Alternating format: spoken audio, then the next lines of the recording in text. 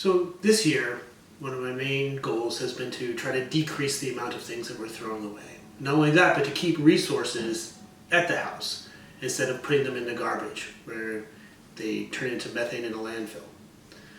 Sometimes it's the big ideas where you can really change the way you live, start a big compost pile, get a vermiculture bin, where you can really start diverting a lot of waste. But sometimes it's the little ideas.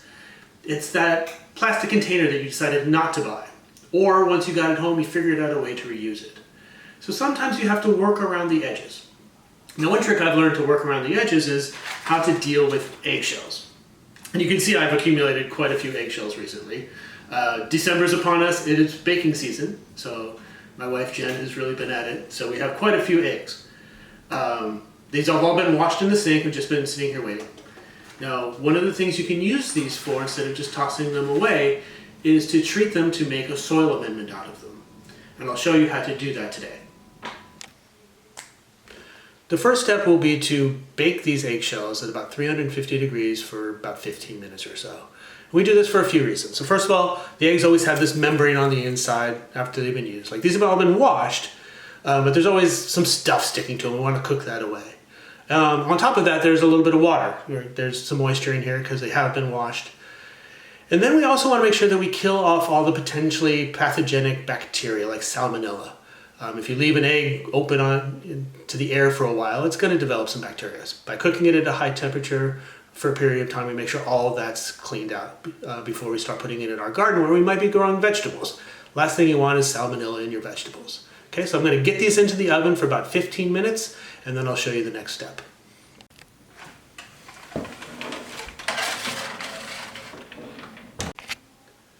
So while those eggs are in the oven roasting away, let's talk about why they're useful as a soil amendment. Right, we know of the big nutrients, right? Plants are largely made of carbon, but they're able to do that on their own using photosynthesis. What they get from the soil, that's usually nitrogen, phosphorus, potassium, but what we usually don't address are the micronutrients. And one of the key micronutrients is calcium. What are eggs mostly made out of? Calcium, right? Mostly calcium carbonate, which is an ionic compound that will dissolve in a slightly acidic environment. So that breaks down very nicely, and when we get into our methodology, we'll talk about that a little bit. But it also has other micronutrients in it at far lower quantities than the calcium, but it also has some phosphorus, it has some potassium, even some heavy metals like selenium, usually has some magnesium in there. And I'm talking in sort of loose terms because a lot of this will depend on the chicken's diet. So there is a lot of variation once you start talking about the micronutrients other than calcium. But the short of it is all of these are useful nutrients to add to our soil. So once we're done treating them, I'll show you how you're going to use them. I'm going to use them a little differently because I don't have a vegetable garden yet. But I'll show you how to use them as a useful nutrient to add to your soil.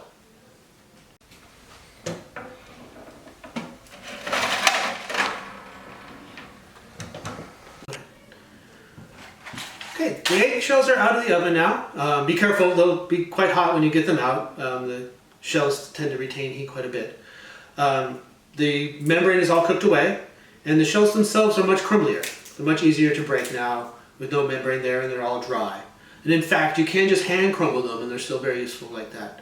Now for my purposes, I want a fine powder. So I have this old coffee grinder, again, reusing old stuff. I'm going to cram them in there, give them a whirl, then I'll have a nice fine powder that I can use for all the purposes I have around the house. Okay, so I'm just going to cram some of these eggshells in here. You probably don't want to use the coffee grinder that you use to make your coffee, although I've been told that some people do that and actually keep some eggshell crumbles in their coffee. Because calcium carbonate will also neutralize acids, it tends to get rid of the bitterness of coffee. I have not tried that, but I'm told that that's a thing. But I'm just going to cram these shells in there, then give it a quick whirl until it's a nice fine powder. Okay, that's probably full enough. All right, so after about 20 to 30 seconds of grinding, it's a nice fine powder. Okay, and I'll just keep doing that for the rest of the eggshells and show you what it looks like when I'm done.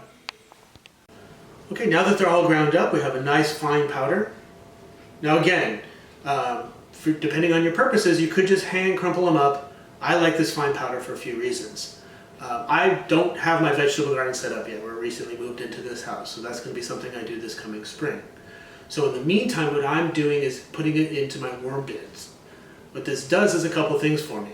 First of all, worms need grit. They don't have teeth. That would be somewhat terrifying if they did. They need to grind up their food similar to the way a chicken does. It has a gizzard. Worms have a similar organ called a crop, and they need some grit in there that helps them grind up the food. In addition, like I mentioned, calcium carbonate will neutralize acids. So if I'm putting slightly acidic things like coffee grounds into my worm bin, this will help neutralize it and keep it nice and safe for the worms. In addition, it's a way for me to then store those nutrients. It's much easier to store them as now my worm dirt coming out of my composter than it is to store them as this egg powder while I wait for my garden to get ready. So it serves those purposes for me. Now some other things you can do for it. This will dissolve in a mild acid. You can take this, dissolve it in vinegar, and then you have a spray-on soil amendment.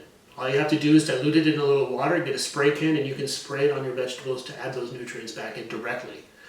I tend to like to mix it into the soil. Now, if you're going to try to mix it into the soil of your garden, you need a lot, depending on the size of your garden. It's probably a better application that way if you're going to do potted plants. Okay, so this is just a small way to divert one more thing away from your garbage can and make it a useful thing around your household. I hope this was interesting. Thank you very much.